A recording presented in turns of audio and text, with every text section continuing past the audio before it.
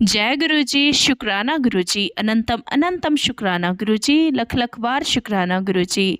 ओम नमः शिवाय, शिव जी सदा सहाय। ओम नमः शिवाय, गुरु जी सदा सहाय। कोटि कोटि प्रणाम गुरु जी, सभी साध संगत जी को जय गुरु जी। संगत जी, आज मैं जिन आंटी जी का सत्संग सुना रही हूँ, सच में वो बहुत ही बहादुर हैं। क्योंकि संगत जी, ये आंटी जी दिल्ली की रहने वाली हैं और ये जो है टैक्सी ड्राइवर हैं। आज जहाँ पे हर तरफ ड्राइवर्स में मोस्टली टैक्सी ड्राइवर में सिर्फ़ और सिर्फ़ जेंट्स ही काम करते हैं, मेल ही काम करते हैं। वहाँ पे आंटी जी जो है एज़ अ टैक्सी ड्राइवर अपना काम करती हैं और अपना परिवार चलाती हैं।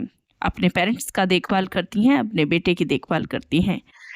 संगत जी, इस वजह से मैंने ये बात बोली क्योंकि आजकल ना बहुत सारी फीमेल्स जो हैं वो कहीं न कहीं डरती है कुछ काम करने में। वो कहती है कि ये काम तो लड़के कर सकते हैं, ये हम नहीं कर सकते या इस तरीके से। तो आंटी जी परफेक्ट एग्ज़ाम्पल है उनके लिए, एक प्रेरणा है उनके लिए कि लेडीज़ जो है किसी से कम नहीं है, वो कुछ भी कर सकती हैं।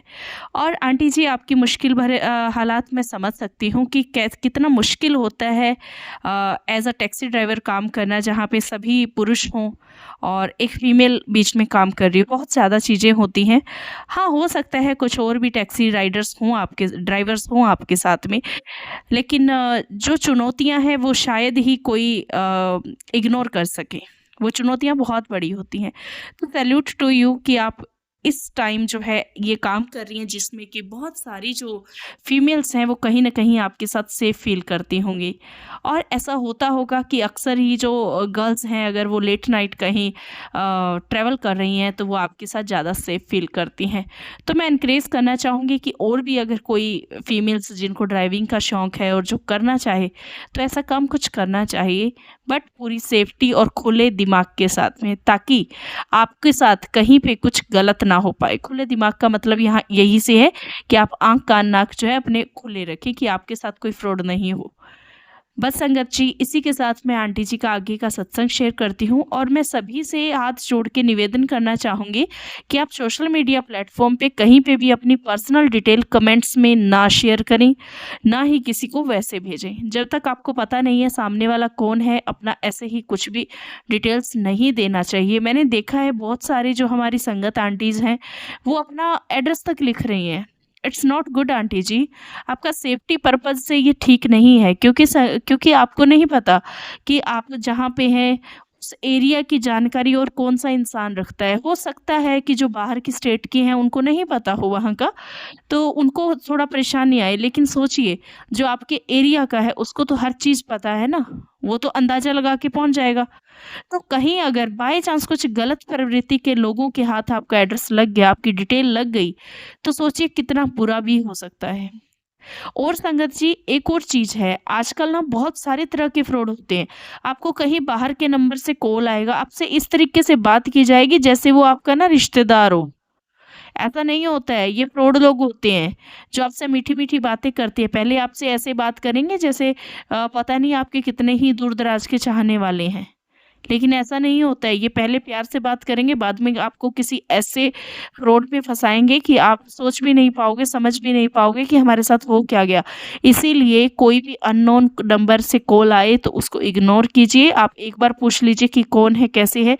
लेकिन अगर आपको 101% विश्वास नहीं है कि आपका जानकर आप जानते नहीं हो, तो उससे आगे किसी भी तरीके का संबंध ना रखें। ये आज के टाइम में बहुत ज़रूरी है। ये आज एक्चुअली टॉपिक मैं मतलब उठाया इसलिए क्योंकि एक तो आंटी जी का सत्संग आया तो मुझे उससे थोड़ा-सा ये बात याद आ गई और मैं पहले भी चाहती थी कि मैं आपसे ये बात बोलूँ।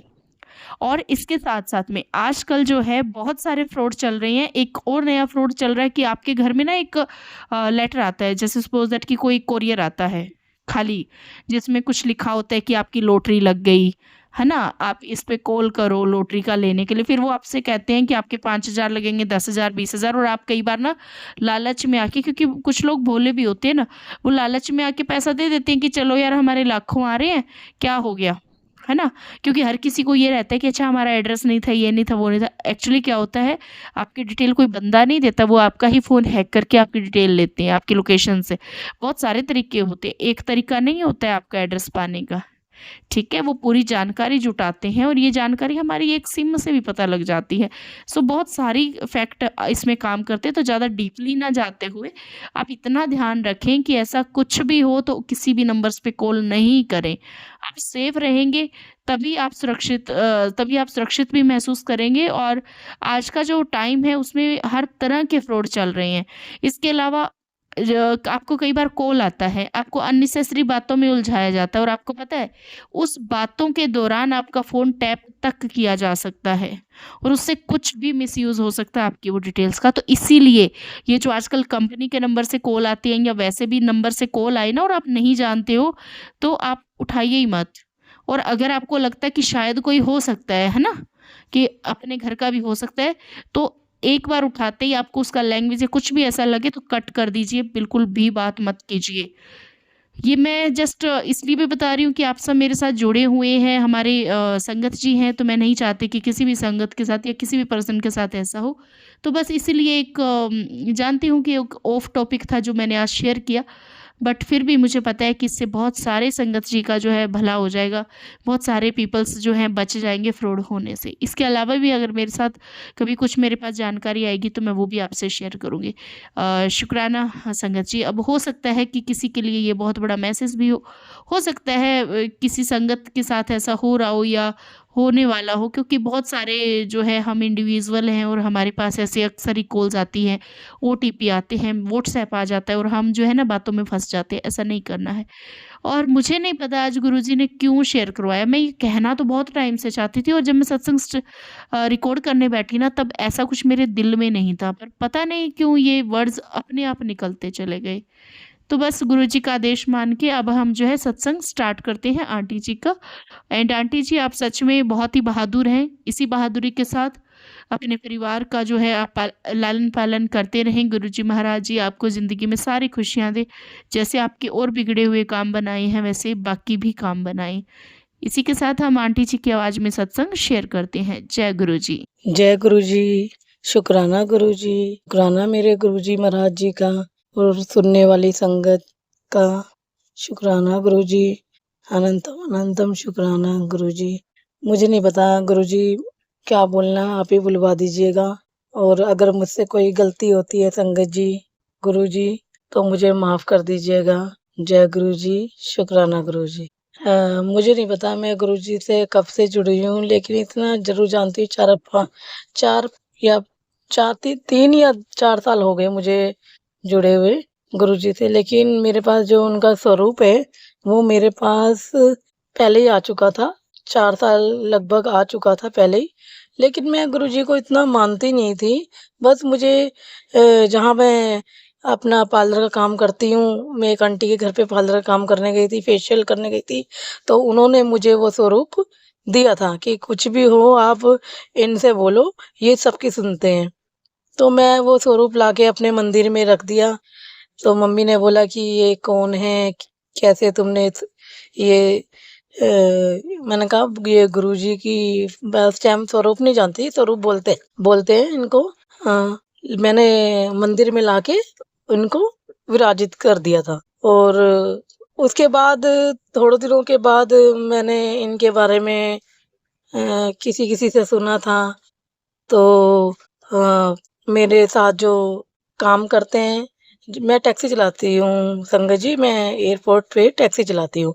तो मेरे साथ जो ड्राइवर अंकल हैं एक, उन्होंने भी मुझे एक दिन बताया कि मैं किसी को छोड़ने गया था, ड्रॉप करने गया था, तो उनके घर में भी ये गुरुजी के स्वरूप लगे हुए हैं।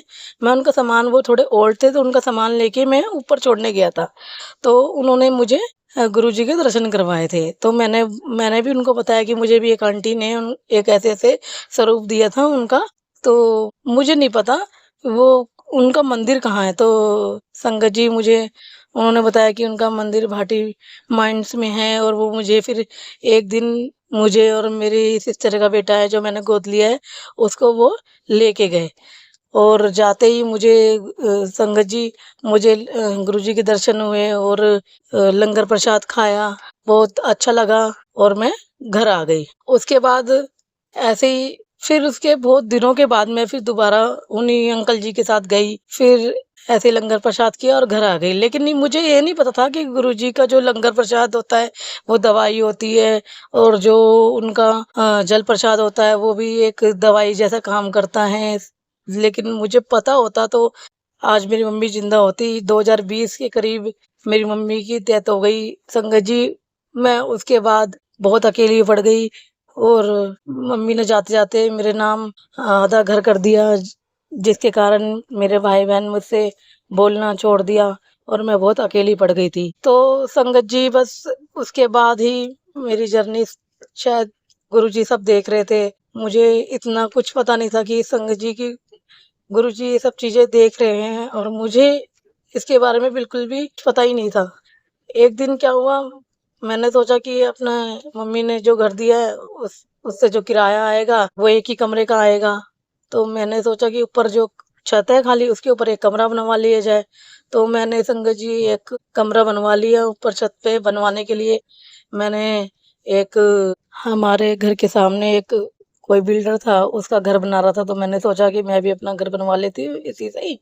तो लेकिन वो मटेरियल कुछ सही नहीं लगा रहे थे बिल्डर, तो मैंने उनको मना कर दिया। मैंने सोचा कि मैं अपने आप ही बनवा लेती हूँ, मिस्त्री हायर करके मैं खुद ही बनवा लेती हूँ। लेकिन मिस्त्री आजकल दिल्ली में एक से बढ़कर एक थे। संगत जी माफ करना, मतलब बनाने बनाने कोई नहीं हो रहे थे। कोई पैसे ज्यादा मांगता था, कोई कुछ ज्यादा मांगता था। बहुत परेशान हो गई। कोई 2 दिन काम करके छोड़ देता था।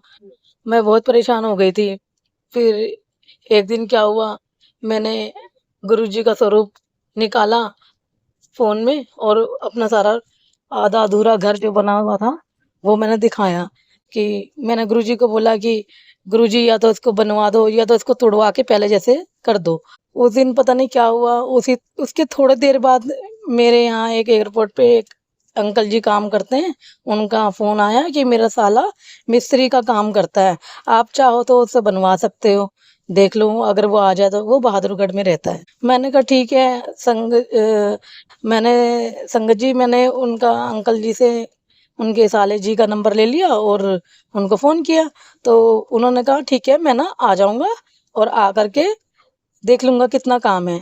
ऐसा होता है ना संगत जी, जब किसी का घर अधूरा पड़ा रहता है तो कोई भी मज़दूर काम करने को तैयार नहीं होता। लेकिन उन्होंने मेरे मन मुताबिक आकर के देखा, और उन्होंने उतने ही पैसे बोले जितने मैंने सोचे थे।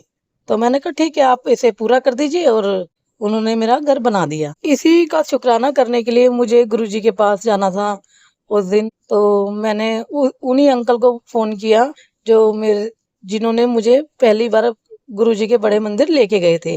पर वो अंकल जी से शायद उनको उनकी कॉल नहीं आई थी। तो मैंने मेरा और उनका झगड़ा हो गया उसी बात को लेकर के कि भाई साथ चलो। तो वो नहीं गए। तो फिर मैं बहुत दिनों तक तो गई नहीं। फिर मैं अकेले गई, अपने बेटे को लेके अकेले गई, और मैं गुरुजी का शुक्राना करने गई। तो मैंने अपने मन में सोचा, अगर अगर गुरुजी सच में है तो मुझे अपनी संगत से मुझे एक लॉकेट दिलवा देंगे, और कुछ भी, मतलब कुछ भी दिलवा देंगे, लेकिन अपनी संगत से दिलवा दीजिए। तो संगत जी, मैं बड़े मंदिर गई तो मुझे लॉकेट मिला तो सही, लेकिन मेरे बेटे ने कहा कि भाई मुझे दे दो ये लॉकेट, मैं गिरता पड़ता रहता हूँ तो मैं डाल लूंगा। अब संगत जी, आप यकीन नहीं मानोगे, मैंने तो गुरुजी से मन में कहा था कि मुझे किसी संगत से दिलवा दीजिएगा, तभी मैं मानूंगी आपको। तो मानना क्या था, बस ऐसे ही एक और विश की थी मैंने कि भाई गुरुजी ये पूरी कर दीजिए। अगर कोई भी संगत मेरी गाड़ी के आगे हाथ दे देगी तो मैं उसको छोड़ दूंगी। तो एक उसी वक्त संगत ने मेरी गाड़ी के आगे हाथ किया, और मैंने उनको उन्होंने बोला कि आप मुझे छतरपुर मेट्रो ड्रॉप कर दोगे? तो मैंने बोला हाँ जी आंटी, मैं ड्रॉप कर दूंगी आपको। तो उन्हीं में से एक संगत थी जिन्होंने मुझे गुरुजी का लॉकेट मुझे दिया। मैं इतनी खुश हो गई संगत जी कि मैं बता नहीं सकती आपको कि मैंने जो मांगा था मुझे गुरुजी ने दोनों विश उसी टाइम पूरी कर दी। और उसके बाद से तो मेरे पास खुशबू ही खुशबू गुरुजी की। शायद उनसे मुझे जोड़ना था। मैंने सत्संग नहीं देखे थे, उन्हीं के कारण मैंने सत्संग देखे। उन्हीं आंटी के कारण, जो आंटियां मुझे बड़े मंदिर में मिली थी, के बाद मैंने पहला सत्संग देखा। पहले जनवरी में उन्हीं आंटी में से किसी एक आंटी ने मुझे फ़ोन किया और मैंने सत्संग अटेंड किया। मैंने गुरुजी की शहद वर्षा देखी, मैंने गुरुजी के दर्शन किए, मुझे बहुत अच्छा लगा। गुरुजी ने मुझे अपने साथ जोड़ा। उस दिन से बहुत अच्छा फ़ील हुआ। 1 जनवरी को मुझे पहला सत्संग नसीब करवाया गुरुजी ने मेरे। फिर एक दिन एक संगत ने बोला कि मैं ऐसे ही लेके जाती थी, मैं किसी भी संगत को मैं अपने साथ अपनी गाड़ी में लेके चली जाया करती थी बड़े मंदिर। एक दिन क्या हुआ कि मैंने अपने पापा को बोला कि चलो तैयार हो जाओ, हम सब ना बड़े मंदिर चलते हैं गुरुजी के दर्शन करने के लिए। मेरे पापा को हार्ट पेशेंट है और शुगर शुगर भी है संगत जी। और मैंने अपने बेटे को लेने स्कूल चली गई। पीछे से मेरे पापा ने इंसुलिन लगाई और मतलब थोड़ा बहुत खाया उन्होंने, क्योंकि इंसुलिन लगाने के बाद थोड़ा-सा ज़्यादा खाना होता है संगत जी। और उन्होंने बहुत थोड़ा बहुत खाया। उन्होंने सोचा कि बड़े मंदिर में लंगर तो मिल ही जाएगा, मैं गुरुजी का लंगर खा लूँगा। उनको इतना पता नहीं था, उस दिन मंडे का दिन था, उस दिन ज़्यादा कुछ मिलता नहीं था और वो चले गए मेरे साथ मंदिर। मुझे पता नहीं था कि संगत जी कि उन्होंने कितना खाया, कितना नहीं खाया। मैं चल लेके उनको चल पड़ी और मेरे जो बाबूजी हैं वो गाड़ी में बैठे-बैठे और मुझे लगा कि वो ठीक है। जैसे ही वो बड़े मंदिर की पार्किंग में हम पहुँचे तो उन्होंने तो बस मैंने बोला बाबूजी उतरो, तो वो मतलब उनकी लैंग्वेज ही बिल्कुल ही चेंज कि क्या बोल रहे क्या नहीं, बिल्कुल गुमसुम से। बस उनको एक ही नाम याद रहा अंशुल का, सिर्फ अंशुल अंशुल अंशुल कर रहे थे बस, और कोई याद ही नहीं था। मैं तो बहुत डर गई। मेरे साथ जो संगत आई हुई थी गुरुजी के दर्शन करने के लिए, उन्होंने कहा आंटी हौसला रखो, ऐसा कुछ नहीं होएगा, मेरे पास टॉफी है, मैं खिला के देखती हूँ, शायद टॉफी प्रसाद से ठीक हो जाए। फिर उन्होंने टॉफी प्रसाद खिलाने की बहुत कोशिश करी लेकिन वो उन्होंने नहीं खाई। फिर एक आंटी दर्शन करके आ रही थी बड़े मंदिर से, उन्होंने अपना जल प्रसाद मेरे बाबूजी को पिलाया, बोला कि पी लीजिए, इन्हें पी लीजिए। और उन्हीं संगत ने सेवादार का जो लंगर और प्रसाद होता है वो लेकर के उन्हें खिलाया। मैंने उनको बताया शायद इंसुलिन का अटैक आया है, ये इंसुलिन लगाई लगाई थी संगत जी और उसके बाद से ही ये अटैक आ गया। मैं रोने लग गई तो वो जो आंटी थी उन्होंने कहा तू कहाँ खड़ी है, ये तो देख ले, ये गुरुजी का घर है, यहाँ पर कोई भी आता है ऐसे नहीं जाता है, इनका कोई कष्ट था जो गुरुजी ने काटा है। संगत जी मैंने रोना बंद किया और जल्दी से मैं अपनी गाड़ी को दोबारा लेने के लिए गई पार्किंग से। जब तक मैंने सोचा मेरे पापा को बैठने के लिए जगह नहीं थी, वहां पर धूल मिट्टी थी बहुत सारी, तो मैंने जल्दी से लेने गई। इतने में आंटी ने एक लंगर प्रसाद, एक ऑटो वाले भैया जो लेके जा रहे थे सेवादार का लंगर, उनसे उन्हें डांट करके उनसे लिया। ऐसे लगा जैसे गुरु जी थे जो उनके रूप में आए थे और खिला के गए। मैंने फिर अपनी गाड़ी में बैठाया, उनको खिलाया, खिला के मैं बड़े मंदिर में आज्ञा लेकर सेवादारों की मैं बड़े मंदिर में लेके गई। उसके बाद मैंने गुरुजी के दर्शन कराए, व्हीलचेयर मिली हमें, व्हीलचेयर लेके हम बड़े मंदिर में लेके गए और सबके दर्शन कराए। लेकिन जहाँ 5 सीढ़ियाँ जो आती है काम क्रोध माया की, वो मैं वहां पर एक सेवादार खड़े थे, उन्होंने बोला आंटी आप ना इन्हें यहीं से हाथ जुड़वा दीजिए और दर्शन करा के चले जाइए। लेकिन मैंने सोचा संगत जी जब यहाँ तक आ ही गए हैं तो क्यों ना अंदर मंदिर के दर्शन भी करा दिए जाएं। तो मैंने अपने पापा को व्हीलचेयर वहीं छोड़ दी और उनको उठाया, कंधे का सहारा लेकर मैंने दर्शन करवा दिए। उसके बाद हमें लड्डू प्रसाद और समोसा प्रसाद मिला तो मैंने वो भी अपने बाबूजी को खिलाया और वहां से लेकर के घर आ गई। उसके बाद मेरे पास मैसेज क्या आता है जैसे ही मैं घर पहुंची कि सत्संग की तैयारी करो। नहीं संगत जी मुझे क्या हुआ, सत्संग की तैयारी करो, ये मैसेज बार बार मेरे पास फ्लैश होने लग गया उसी रात को कि सत्संग की तैयारी कर, सत्संग की तैयारी कर। मैंने फिर सत्संग की तैयारी करना चालू कर दिया। उसके बाद मेरा जो सत्संग था गुरुजी महाराज जी का, वो सत्संग की तैयारी मैंने 4-5 दिन में कर ली और सत्संग हो गया और गुरुजी महाराज भी आए, दर्शन भी दिए हमें, सब कुछ हो गया। उसके बाद से तो मेरे पापा की जो तबीयत थी बिल्कुल सही हो गई। संगत जी गुरुजी महाराज जी का बहुत बहुत शुक्राना है। इतना हो गया कि बस बोल सकते थे, सब कुछ सुन सकते थे, सही हो गए, मतलब चलने फिरने लग गए। उसके बाद तो गुरुजी ने मुझे इतने इतने दर्शन दिए। परांठे प्रसाद में काली माता बन जाती है, पूरी छप जाती है गुरुजी की। गुरुजी ने ओम दर्शन दिए, बहुत दर्शन दिए, बहुत दर्शन दिए गुरु जी ने। गुरु जी का शुक्राना है, बहुत बहुत शुक्राना है। शुक्राना गुरु जी। आगे भी मैं अपना सत्संग शेयर करूंगी, बहुत सत्संग है। जय गुरु जी। शुक्राना गुरु जी। शुक्राना आंटी जी, लख लख वार शुक्राना आपका, जो बहुत ही प्यारा सत्संग आपने शेयर किया, गुरु महाराज जी ने आपसे शेयर करवाया। संगत जी, अब हम सत्संग को यहीं पे विराम देते हैं। नया सत्संग आपके साथ जल्दी ही शेयर किया जाएगा। जय गुरु जी। शुक्राना गुरु जी। अनंतम अनंतम शुक्राना गुरु जी। लख लख वार शुक्राना गुरु जी। ओम नमः शिवाय। शिव जी सदा सहाय। ओम नमः शिवाय। गुरु जी सदा सहाय। जय गुरु जी।